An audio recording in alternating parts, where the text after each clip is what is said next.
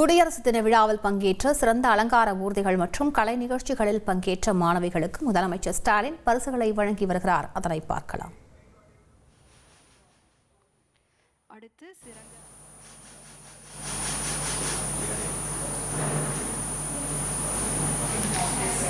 இரண்டாம் பரிசை பெற மயிலாப்பூர் சிறுவர் தோட்டம் மேல்நிலைப்பள்ளி மாணவிகளை அன்போடு அழைக்கின்றோம்.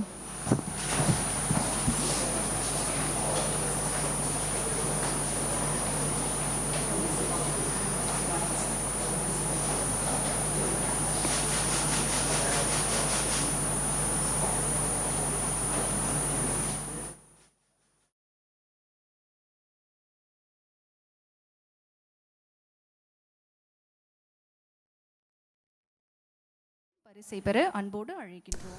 கூடுதல் தகவல்களை செய்தியாளர் பாஸ்கரிடம் கேட்கலாம். பாஸ்கர், வணக்கம். எவ்வளவு மாணவிகள் முதலமைச்சரின் கையால் விருதை வாங்குகிறார்? தேங்காயை அப்படியே விற்கிறத விட கொஞ்சம் மதிப்பு கூட்டி வித்தா பல மடங்கு லாபம் சம்பாதிக்கலாம். எப்படின்னு தெரிஞ்சுக்கணும்னா ஃப்ரீடம் ஆப்பை இப்பவே டவுன்லோட் பண்ணுங்க. கூடுதல் விவரங்களை பதிவு பண்ணுங்க.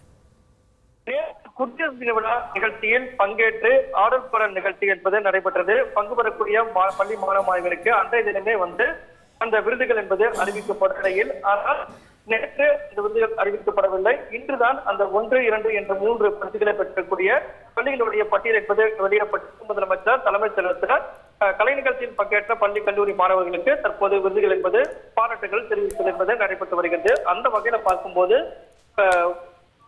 சிறுவர் தோட்டம் மேல்நிலைப் பள்ளி மாணவி மயிலாப்பூர் பள்ளிகளை சேர்ந்த மாணவிகளுக்கு வழங்கப்படுகிறது இரண்டாவது பரிசு. எவர்வின் மெட்ரிக் மேல்நிலைப் பள்ளி குளத்தூர் பள்ளியை சேர்ந்த மாணவிகளுக்கு முதல் பரிசு என்பது கிராமிய நடனம் என்று வழங்கப்படுகிறது. மூன்றாவது கிராமிய நடனம் என்ற அடிப்படையில தற்போது இந்த விருதுகள் என்பது அசோக் நகர் மேல்நிலைப் பள்ளி அரசு மகளிர் மாணவிகளுக்கு வழங்கப்பட்டு வருகிறது. அதைத் தொடர்ந்து 21 அலங்கார என்பது துறை ரீதியாக பங்கேற்றது. அந்த ஊர்திகள்ல விளையாட்டு மேம்பாட்டுத்துறை சார்பாக துணை முதலமைச்சர் உதயநிதி ஸ்டாலின் ஸ்டாலின் முதலமைச்சரிடம் அந்த விருதுக்கான சான்றிதழ்களை பெற்றுக்கொண்ட விருதுகளையும் பெற்றுக்கொண்டார்.